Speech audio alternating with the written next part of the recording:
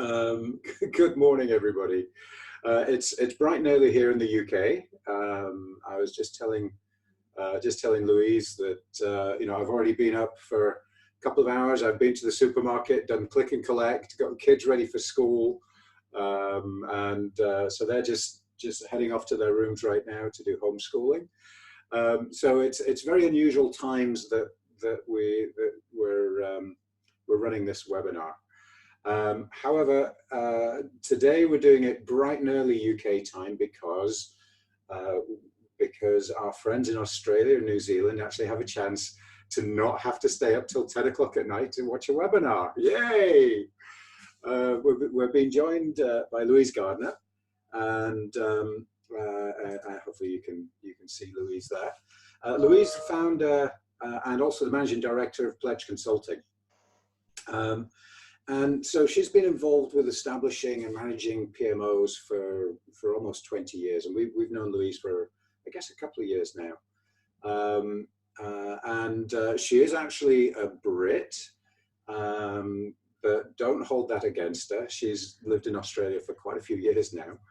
And really her experience comes from really complex projects and portfolios in the construction, engineering, business transformation, IT, all kinds of different areas of expertise and experience, rather, both in the public and the private sector. And so we work with Louise in Australia. She's one of our Pledge Consulting is one of our partners in Australia, based down in New South Wales and in Sydney.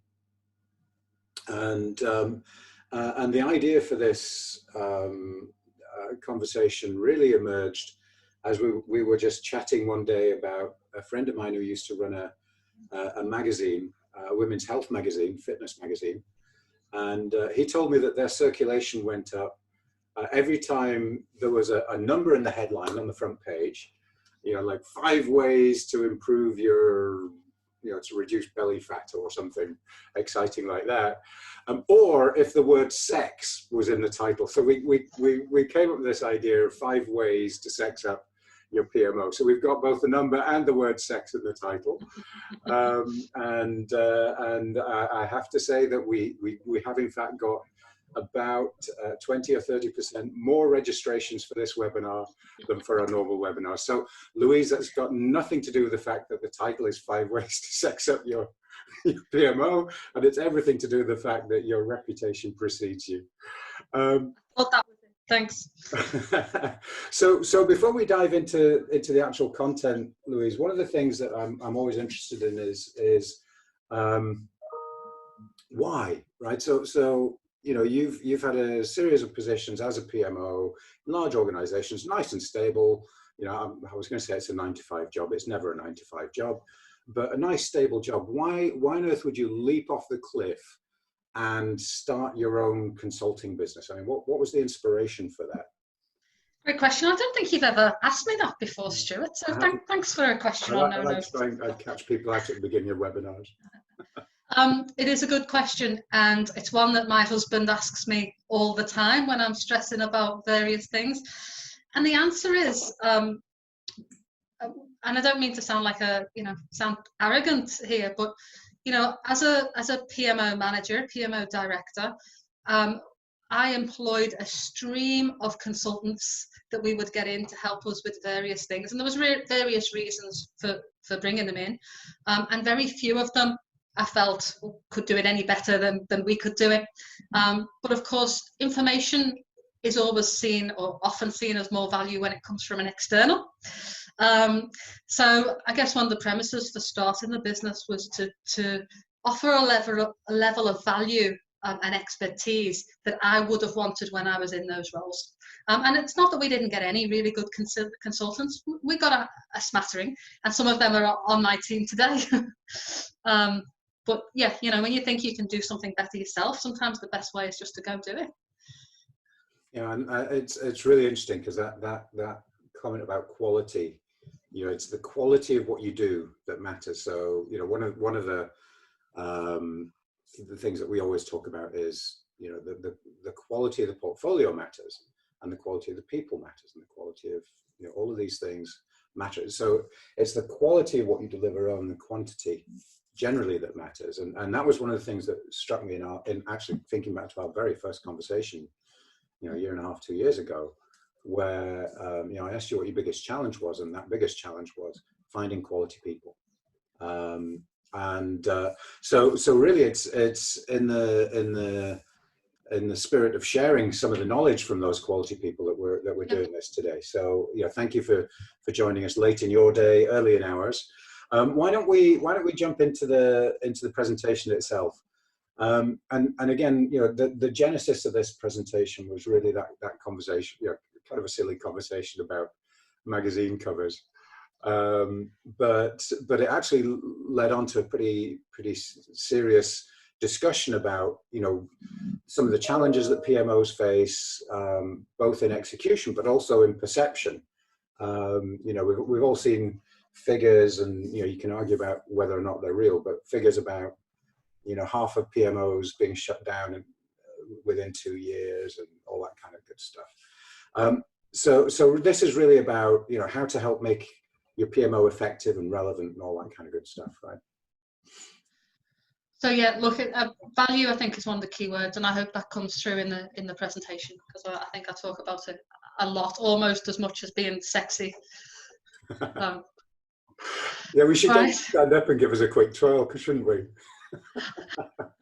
How do you know I haven't got shorts on too? You could well have. Brilliant. Right, over to you. I will try not to interrupt too often. Thank you. Please jump in whenever you would like. Thank you, Stuart, for the invitation to do the webinar. Louise, I'm going to jump in straight away. Actually, I forgot to do something. So folks, there are two little buttons. If you wiggle your mouse around, you should see two little options pop up. One would be comments, and the other is questions. Now, obviously, ask questions, and we'll handle those at the end. But what I would love you to do as we're going through is to kind of react to this and to share your ideas for sexing up the PMO as well. And what we'll try and do is turn that into a bit of an online discussion at some point, and see if we can take this concept and keep it rumbling for a while.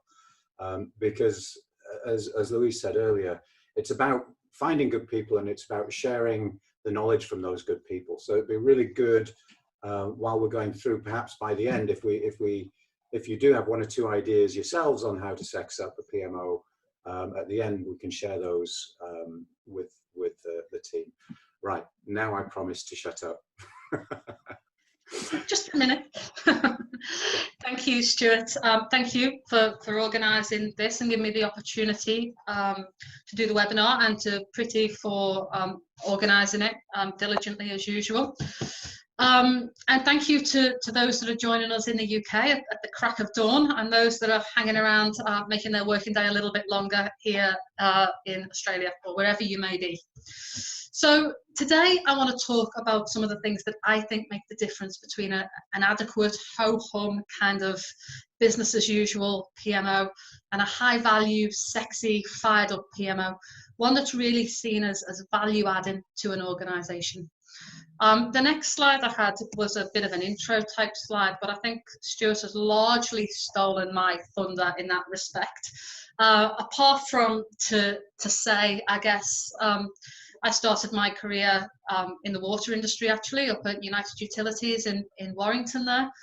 So started off doing civil construction type contract projects in that domain. Then moved to Australia in 2004, where I just really followed the investment wheel for a few years. So more in the water industry, power, transport. And then in the business for the last 4 or 5 years, we've really been more in the strategy, technology, IT space. And it's not that there's not lots of construction work going on here, there really is, but it wasn't a purposeful decision. It just seems to have evolved. And I think somebody asked me why the other day, and I think one of the reasons why is that some of the skills, some of the project disciplines and the skills that are really held precious in the kind of construction engineering, the project controls elements of it, sometimes they can be a little bit lacking more in the technology space. So those skills are always in demand. I think that's probably one of the reasons we've focused in the tech space over the last few years. Probably the only other thing to mention there is that I am proud to be an adjunct on the master's program at Sydney Uni. It's a real privilege, if not a little bit frightening, to be around all of this new up and coming talent, which will no doubt put us out of the job in a few years' time. Okay, so why do you need a sexy PMO? So one of the reasons it's really good to talk about this right now in particular is that a lot of organisations are looking to trim a little bit, sad but true. Back in March, when the virus really started to hit, I know a lot of organisations here locally pressed pause on projects and initiatives pretty much straight away. Within days of there being talk about lockdowns and whatnot, projects stopped, people were sent home, contractors sent home possibly for good. And what we're starting to see now after a couple of months, and I know it might be a little bit different in the UK, we're starting now to see some green shoots and for the wheels to start to grind slowly, but things to start to get back to life. But life isn't going to be what it used to be now, and we're already starting to see businesses looking to lower their cost base, to cut costs. The world isn't going to be the same. And sadly, the PMO is often one of the first functions that comes under scrutiny in times of cost cutting, cost reductions. And really, that's only the case when the value proposition is not fully transparent or understood. So high performing, sexy PMOs aren't the first ones on the chopping block usually. It's the ones where the value proposition is not clear. So the answer to the question on the slide, why do I need a sexy PMO anyway? Well, right now it might be as straightforward as saving your PMO, or at least saving it from a serious haircut. So in my 20-something, Stuart was kind to me saying 20 years, probably a bit more than that, but let's not dwell on that. In my 20-ish years running PMOs and consulting to PMOs, I've never come across two PMOs that look the same. So yes, there's similar functionalities, similar roles and responsibilities, but there's always a degree of organizational or industry uniqueness, of course, different cultural factors and different mixes of organizational goals and objectives. But regardless of all of those differences, of which there are many, there's also some really important areas of commonality, teams that do PMO really well. And that's what I'm going to call the sexy PMO teams today. So today I'd like to share with you 5 of my hot tips to really sex up your PMO and make sure that you're adding a tangible organizational value with the services that you provide. Okay, so hot tip 1. Understand the PMO functions that are going to add value to you. So this is really about asking what your PMO is actually going to do. Why was it set up? Who does it support and how? So when we're setting up PMOs, we'll always ask those questions, or we should always ask those questions. But sometimes when you've been running for a while, these things can get lost in the mix. The original reasons for doing what you do can get lost or changed. And it's not always negative reasons that they get lost or changed. You can have a change of leadership or changes of corporate objectives. But it's always good to be regularly reassessing what you're there to do, your reason for being. And sometimes that will take the form of, reviewing your PMO charter, or really just could be as informal as having a quick chat saying, are we still doing what we need to be doing? And Louise, do you think leadership teams know what value a PMO could add? Leadership teams generally no, but to be set up as a PMO, you will usually, if not always, need some kind of leadership support. So you should have a hook in. But I think the answer to your question is broadly, usually no.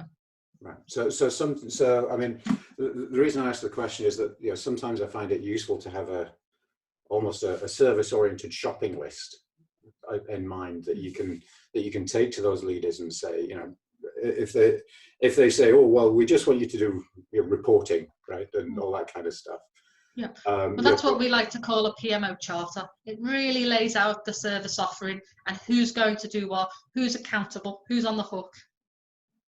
So, but I like the idea of a shopping list. I might steal that. Yeah, feel free. So what do you call it? A service catalogue? Yeah, yeah, something like that. I'd love to say I invented the idea. I certainly didn't. I stole it. But yeah, we generally do that in a form of a charter. But a charter can look hugely different. It could be a one-page almost list, and it could be a 50-page document that not only spells out what you do, but how you're going to do it. So a lot of variability in the term. Cool. So a lot of PMOs can fall into the trap. Usually this happens over time of being or being perceived to be administrative type functions. So quite often you'll end up doing things like document control, and you might be responsible for getting people to fill out reporting templates. And these things might actually need to be done. It might be very important to your organization, but to be considered of real value, you need to do a bit more than that usually. You've got to think about where the real value comes from. So if, for example, you're a reporting PMO, you should be asking the question, can you improve reporting rather than just getting people to fill in templates?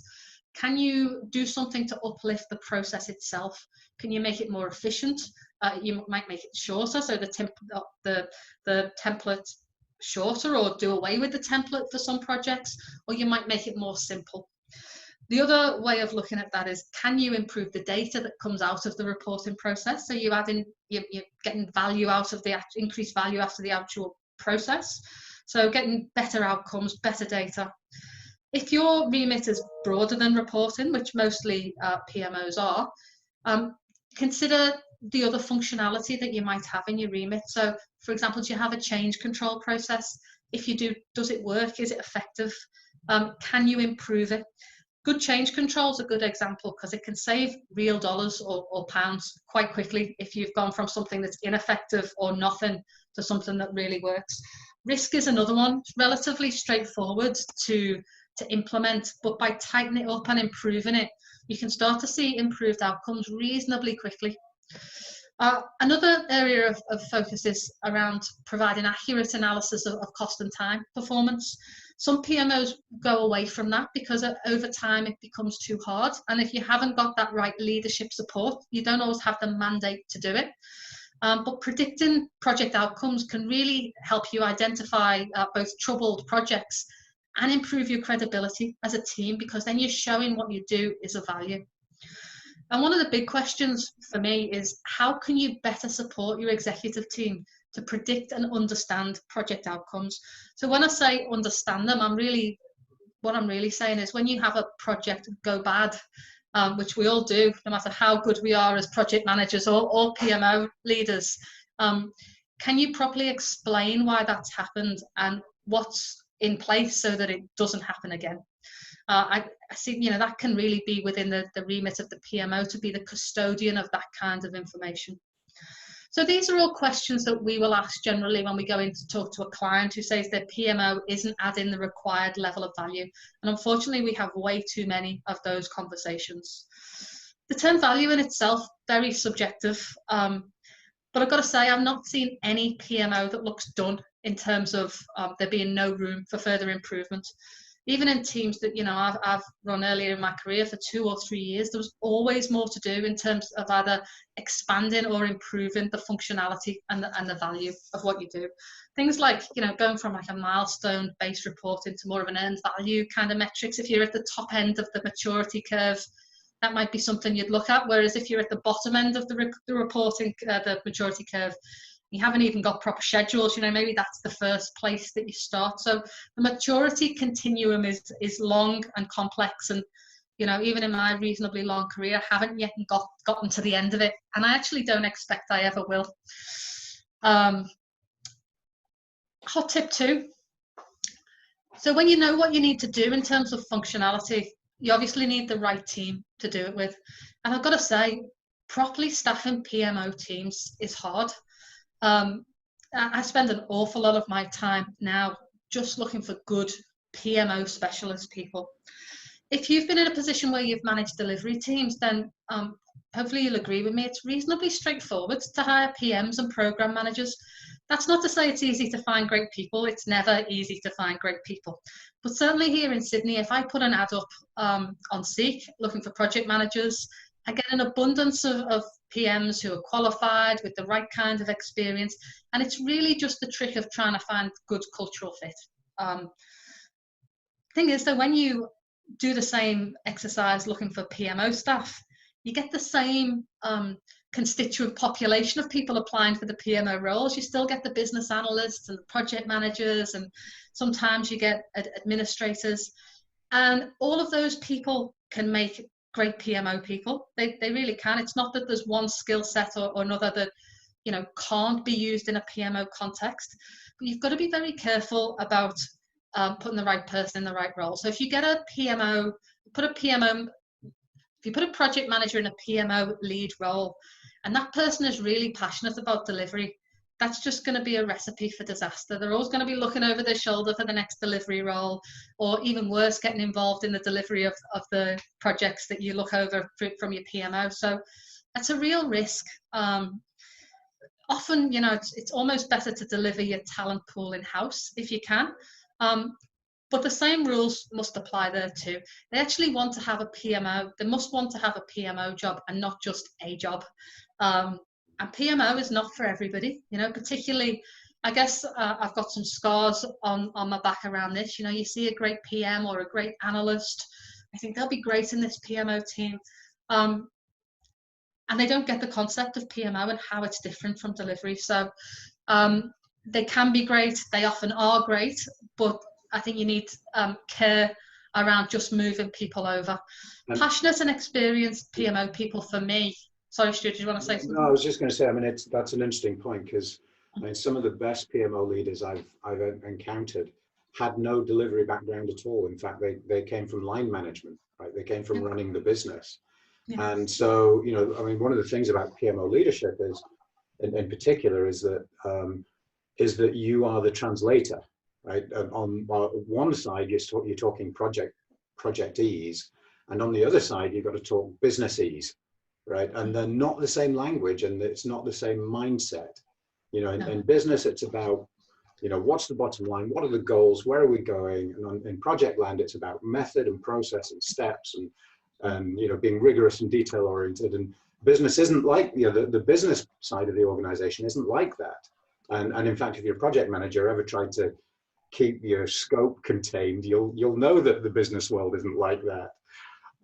So you know, it's actually it's not just a different skill set, it's a different mindset, I think. Yeah, absolutely. I was talking about this with a client the other day, and I worked with him years ago, not long after I first came to Australia.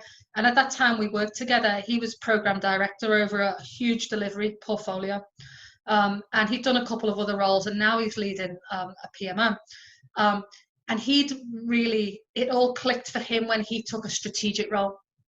So he moved from delivery into strategy, and then he's like, right, okay, I know where the PMO should be going now. So it's not that delivery people don't make good PMO people, they do and they can, but it's not an automatic conversion. So passionate, experienced PMO people are out there. There are around. I know for a fact there's some of them on this call tonight. But it's always better, even though it can be painful to seek them out or to train them up, that's always preferable to me than making do with what you've got, which might give you the short-term fix, but long-term it's going to cause you some dramas usually. Can't always fit a square peg into a round hole, as it says on the slide. Okay, hot tip 3. Oh, excuse me. Bless you. Thank you. So make sure you've got strong sponsor engagement. So sponsorship, one of the single most important factors in a sexed up PMO. Your sponsor is going to provide you with a mandate to ask the hard questions. And often, as a PMO leader, they're going to give you a seat at the leadership table, which can be a game changer in terms of perceived value and credibility. And it doesn't usually come lightly, you have to fight for it, but the key to getting that is through the sponsor. Sometimes, though, people don't have good sponsor experiences. So, and all of these examples have happened to me at some stage, by the way. So you might find yourself with a sponsor who doesn't know what's expected of them.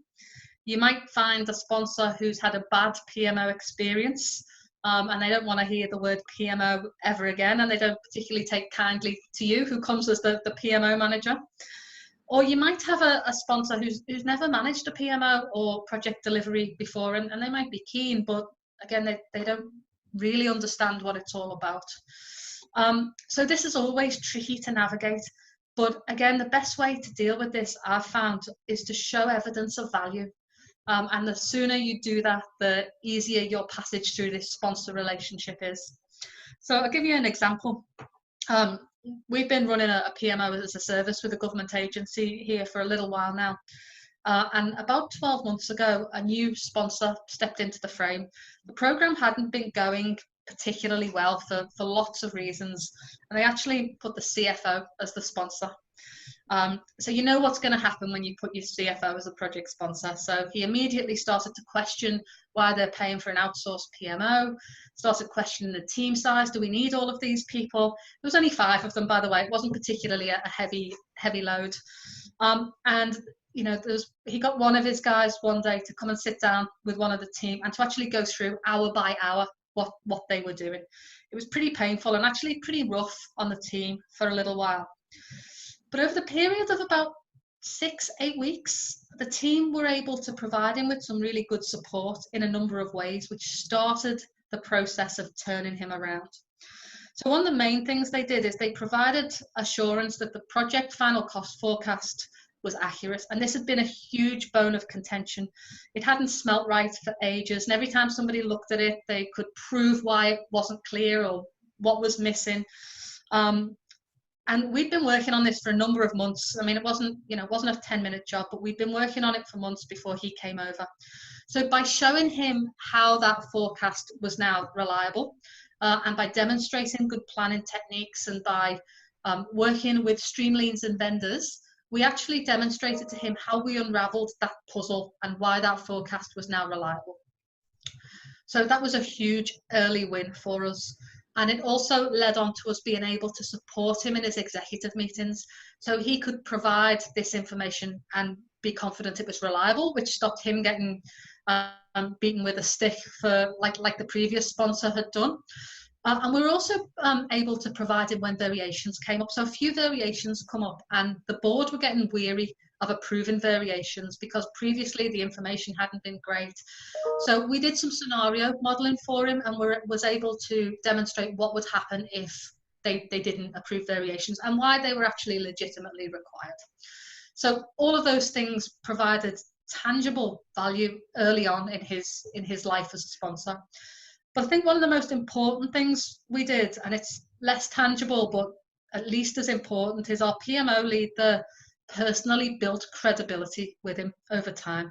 She became his right-hand woman, just always stepped up to provide him with whatever he wanted, and he always wanted things at 10 to 5 on a Friday, but it was never a problem. Sometimes she did it through gritted teeth, but never a problem when he asked. And in the early days of that relationship, she actually got some personal criticism. It was just an awful environment. So those 3 things really enabled us to turn that sponsor round reasonably quickly, even though it felt like an eternity to the team at the time. This kind of production of value, if you like, it's harder to do with an immature PMO in some respects. But if you lay out a roadmap to maturity, explaining what the goals and objectives of the team are, then that can be just as powerful, as long as you do what you say you were going to do and factor in some low-hanging fruit there. You'll at least buy yourself a chance to shine. So our sponsor in this organisation now is probably the biggest advocate we've got as a business and for the PMO team internally. He really understands the value of bringing in expertise that was missing in the organisation. And we in turn have committed to helping them build that capability for the long term. So it's a win-win scenario. And he actually took him a couple of months, but a couple of months later, he actually phoned me to apologise and to thank us for our help, which was a very sweet phone call and one I didn't think I'd ever get. So, but it came through a demonstration of value. The team did what they were paid to do. They didn't do anything extra, if you like. but the value wasn't understood. Excuse me. Hot tip 4, provide ongoing education and training for the delivery team. So as consultants, we're asked all the time to implement frameworks or develop or implement methodologies.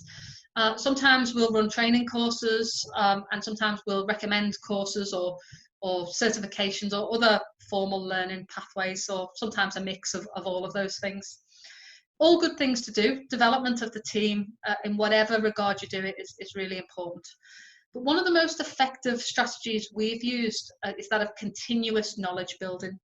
So encouraging all of those learning mechanisms I spoke of course, but as well having your PMO provide regular, practical, topical learning sessions on either an area of PMO functionality or delivery expertise. So things like sessions on change or on risk or on planning or whatever it is that's important to you as an organisation. So I'll give you another example. We had a client last year who we delivered a PMO methodology for.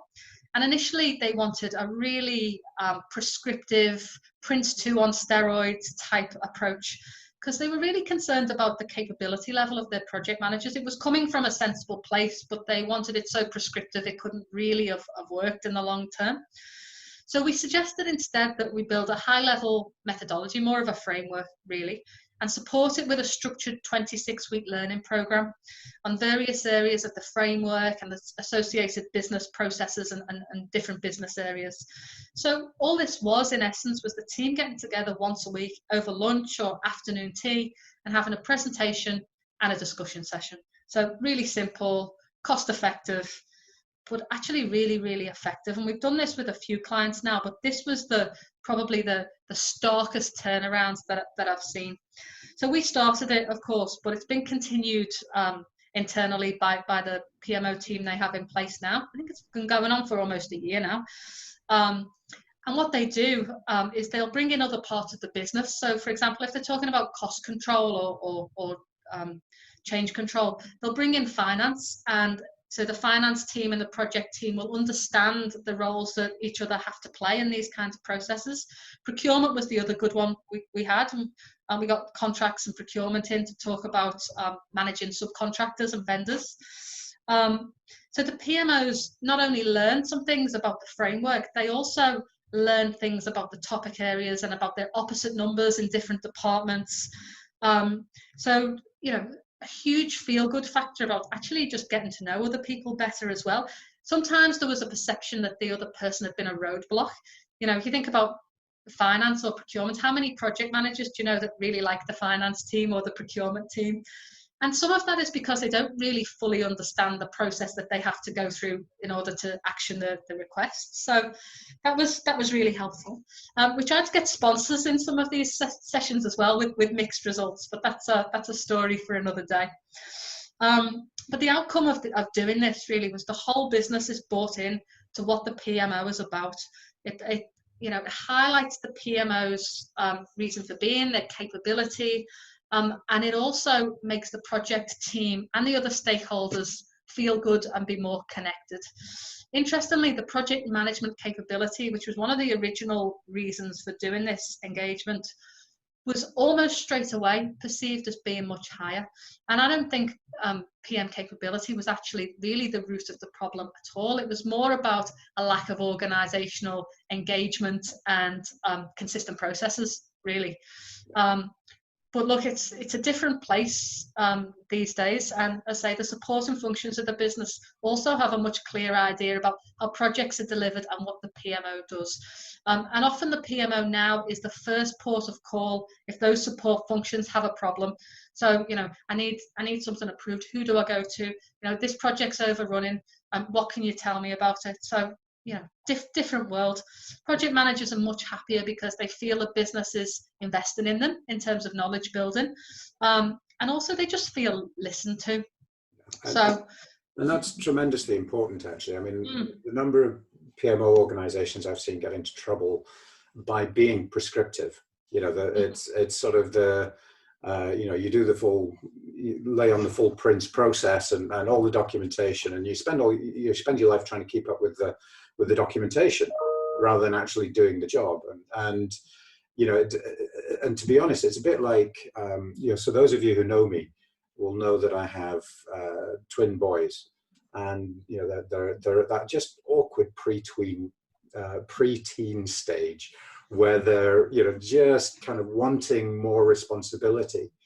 And the lesson that I'm really trying to give them now, and they're starting to get it, is that responsibility isn't about just being able to make whatever decision you want. Responsibility is about being responsible for the outcome and doing the things you don't want to do, because that gets you to the outcome. And I think when you take this approach of empowering those teams, giving them the knowledge, giving them the skills, giving them a framework, yes, but empowering them so that they can be responsible.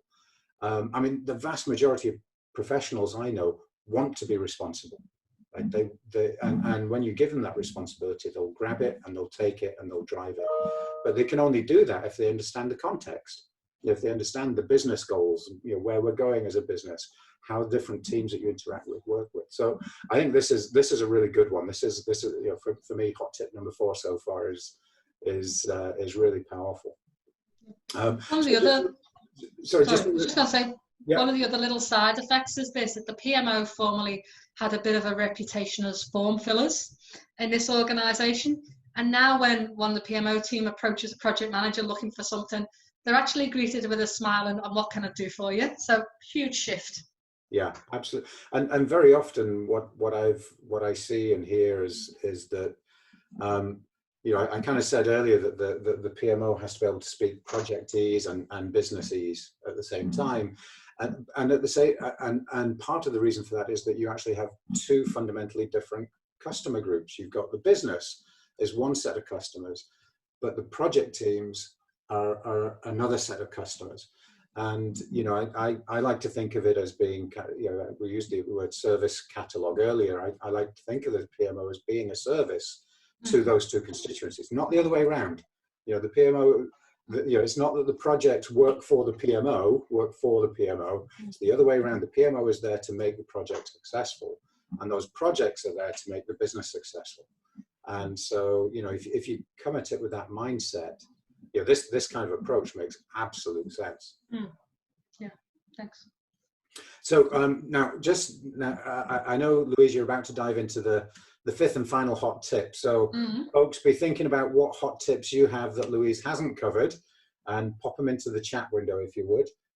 Let's see if we can get some discussion and controversy going. That would be good. Yeah, very much looking forward to hear all of your hot tips. Yeah, no, we don't have a 1 yet. So come on, folks. I know it's late in the day in Australia. It's early in Europe. So get those brains working, get some caffeine in, and let's get some ideas going. All right, and last and most definitely not least, hot tip number 5, make sure you're working on the right things. So we talked about making sure you do the right things as a PMO, of course.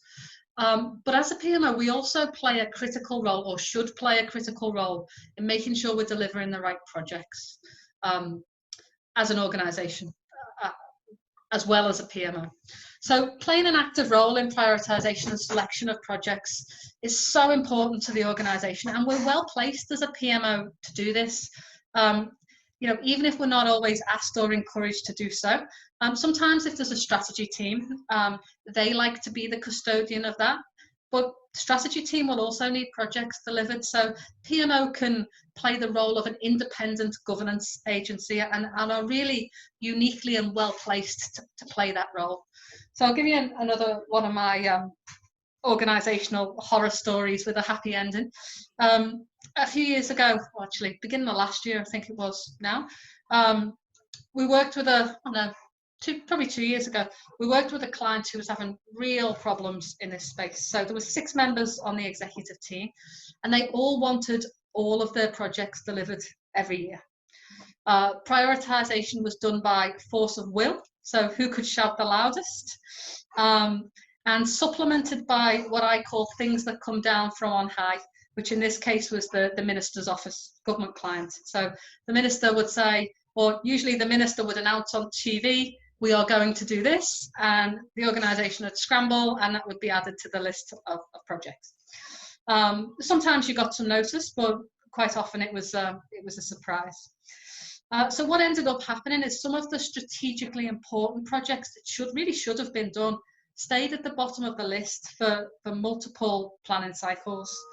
And the exec team, were honestly scratching their heads saying, why does my project never get delivered? Every time. So the PMO in this instance, by the way, was never really considered as being part of the solution. Even though they had tentatively said, we should have some criteria, we should have scoring methods, we should get serious and structured about the way we do this. Everyone said, yes, that's a good idea. And they promptly went back to shouting at each other in a room every quarter. So I'm sure that's certainly to you, Stuart. I don't think that will be anything that you haven't heard a million times before. Yeah, absolutely. So PMO, if given an opportunity in this case, could have actually really helped. So we came into the picture and we started to work with them and talk about what they might do. And they looked a little bit sheepish, really, when we talked about the approach that they might take to this and told us what the PMO had suggested. So we talked about what good looks like in this space in terms of prioritization and the role the PMO can play, and they grudgingly agreed to give it a go. And I'd like to say that transformation was seamless and prioritization was smooth, but it really wasn't. It was still quite ugly for a little while. It took a bit. There were some big personalities in the room, and the dysfunction was quite deeply rooted. So it took about 4 or 5 planning cycles, which initially they did monthly and then quarterly and half yearly. And they were actually facilitated, the PMO, initially with support from us. But finally it started to work well. So the last planning cycle they did, they finally got in all of the projects that aligned to their strategic goals. And they also semi-successfully pushed back on a project that had come down from on high. So you're never going to get the minister to say, no, you don't need to do it. But they were able to make the case based on data that their dance card was full for now. So, and they'd never tried that before. So they got a little bit of a respite, which was helpful. And critically now, the PMOs also got a seat at the leadership table, which had never happened before. So they didn't know the value that the PMO could bring to the process. And you can't just blame them for this. The PMO hadn't got the message across. They weren't telling them they were a sexy, high-performing team. And the moral there for me is about not being shy to blow your own trumpet, because nobody's going to blow it for you. So I couldn't help but put, I don't know quite why I felt compelled to put a picture of Fonzie into my sexy presentation, but hopefully you found something of value in my 5 hot tips. This stuff's really simple to talk about, but it requires real tenacity and persistence to pull it off in practice. I've got a lot of scars on my back from some of this stuff. If it was easy to do this well, there'd be no such thing as an underperforming PMO. And I wouldn't have so many conversations about why the PMO doesn't add any value. So stay cool, as Fonzie would say. Keep at it, bang the drum for value, and tell everybody who'll listen how sexy your PMO is. Brilliant, brilliant. Thank you, Louise. Thanks for that. And Michael has kind of suggested, how about aligning PMO process with strategic and business planning process? And I think a part of that is what you were just talking about, but I think there's possibly more to it than that, Louise. What do you think? I think that absolutely should be the goal of every PMO, every organisation. But my experience is here that the politics tends to get a little bit in the way, or those strategic and business planning processes aren't clearly defined, don't happen regularly, don't have the right people at the table. There's a number of reasons why in practice that doesn't happen as often as it should, sadly. And I think the good halfway house is what you were just talking about, actually, the prioritization and selection process, that project governance piece is a really good halfway house, because it allows you to, so we've, for those of you who don't know, Transparent Choice sells software, right? We're a software company, and the software's main use is for project prioritization.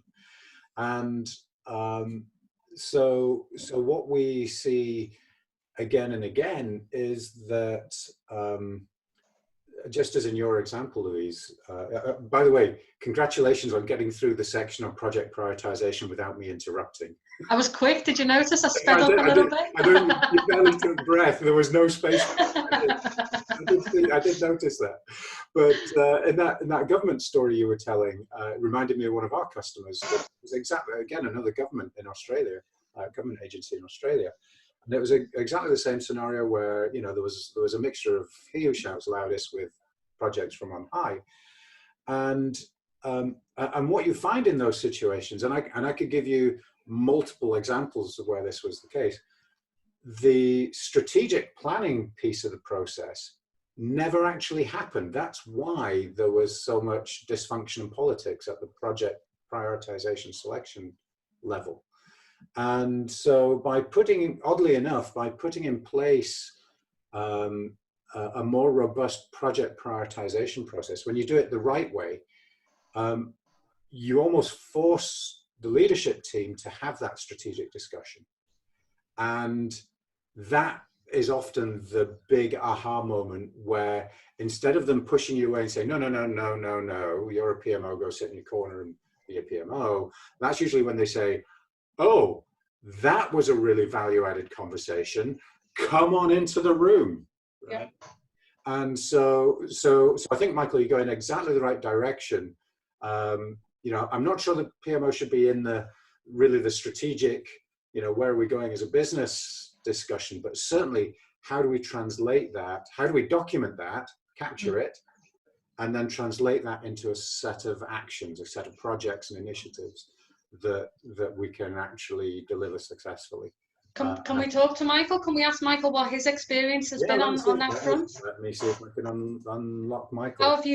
How have you found aligning processes, your PMO processes with business planning, Michael? You should be able to talk, Michael. You should be able to hear me now, yes? Yep. Yeah. Absolutely. Look, I found that it was a gap, and I think you hit the nail on the head, Louise, when you said politics can get in the way. Because when you do that, when you do try and align them, you're changing the direction from the organisation being run bottom up to the organisation being run top down, because the strategy, which is meant to set the direction for the rest of the organisation, and that can mean if you have an organisation with silos, those silos push back because they don't necessarily like the answer that's sort of coming their way. You know, I think it was a point made before. You know, why aren't my projects getting delivered? And when they see why, they go and deliver them themselves. So I'm an advocate for aligning them. And if you've got the right culture and you've got the right alignment with those parts of the business, it should work. It should work really well. Yes, you will get projects coming from the bottom, and that's fine, and they go through an assessment process for alignment. But it was something I was trying to do in a previous role, but the politics and the siloed behaviour just sort of was too strong in that organisation. That's a great point, Michael. And one of the things, I mean, there's, if you poke around on our website, you'll see a bunch of webinars on things like how to prioritise projects the right way and things like that. And one of the kind of assumptions that people often make is that the executive teams know what strategic alignment means. And what you usually find is that, you know, different stovepipes have completely different definitions of what's valuable, what's useful. And that's why it's such a political process, because what feels like a win for the sales team feels like a loss for the manufacturing team. And there's little common understanding, and that's I think why the PMO can add a huge amount of value here, because the PMO can provide structure for that conversation. They shouldn't provide the content of the conversation, but they can provide the structure for that conversation to happen and get them aligned. So that's a super point. Thank you for that, Michael. We've got another quick question from Ross. Where does the business case sit through this process? What do you think, Louise? Thank you, Michael. Thanks, Ross. Yeah, look, that's a question with many and varied answers.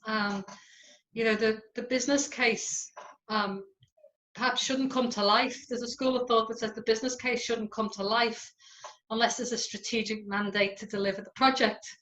But of course, some projects are approved by their business case with absolutely no relation to strategic objectives, as we've just been saying. So I think what should happen and what commonly happens, you know, very different. And when you say business case, Ross, I'm assuming you're talking about the point of approval of the project. Ross, you should be able to talk if you'd like to do that.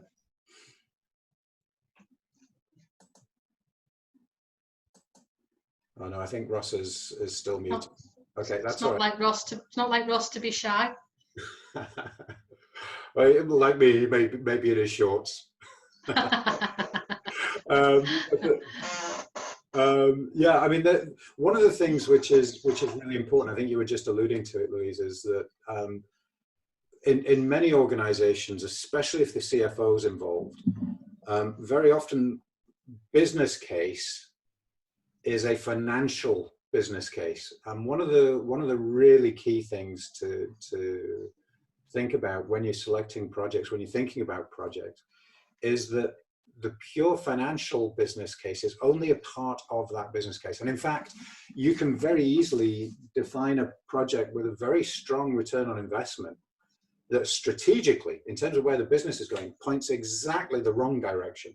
So if you imagine that you are building Rolls-Royce cars, right? So the whole point of a Rolls-Royce is that it is the best, the very best, with no compromise, right? So you could be in Rolls-Royce Motors and you could come up with a project that saves $10 million a year. But if the cost of that is to reduce the quality of the product, then, you know, there's a positive business case, yeah, a positive financial business case. But in terms of the overall business and the strategic direction, that project is counterproductive. So just remember, when you talk about business case, that a business case is not a financial business case, it's a complete business case. It's not a financial case, it's a business case. That's one of those terms, Stuart, for me. It's different organizations use different terminology. Some businesses don't have business cases. They'll get some seed funding and then they'll do a PMP, or, you know, there's a number of ways of initiating a project. I think what we try and perpetuate the view that projects should only be approved, no matter how they're approved, when you are delivering something that's aligned to strategy. And it's really as simple as that. Yeah. It's very, very rarely as simple as that, but, you know, it should be as simple as that. It should be. So similar point from Jonathan, that the PMO should be present at the annual budget cycle conversations and align closely with the strategy team. Any thoughts on that? And Jonathan, you should be able to unmute yourself if you like now, if you want to explain that a bit further. But any thoughts on your reaction to that statement?